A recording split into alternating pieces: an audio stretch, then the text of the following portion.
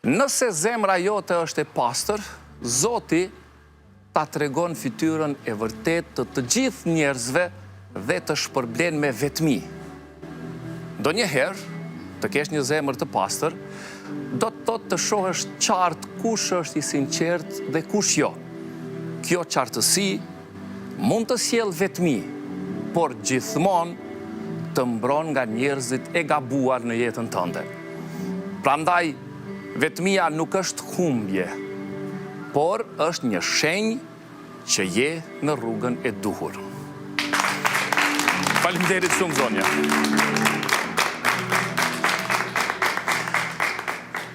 Të jetosh me presionin e kohës është bërë një nga përvojat më të zakonshme të njeriut. Çdo ditë duket si një garë e heshtur, ku minutat numërohen, afatet një ndjekin dhe ndjenja se koha po ikën na shoqëron vazhdimisht. Në këtë ritëm të shpejt, lind pyetja thelbësore. Apo na ikën vërtet koha e gjërave, apo jemi ne që e përjetojmë atë si të pamjaftueshme. Shpesh, kjo ndjesi nuk lidhet vetëm me kalimin objektiv të kohës, por edhe me pritshmëritë që kemi ndaj vetës dhe ato që shoqëria vendos mbi ne.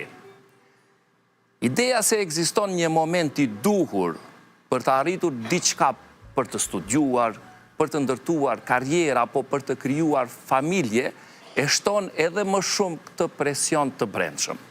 Në këtë kontekst, reflektimi mbi presionin e kohës na çon drejt një pyetje më të thellë. A duhet ta jetojmë jetën sipas ritmit të orës apo sipas ritmit ton të brendshëm? E diskutojmë këtë tematik me të ftuarit e sonte në Libero, me Rita Emini Sadiku,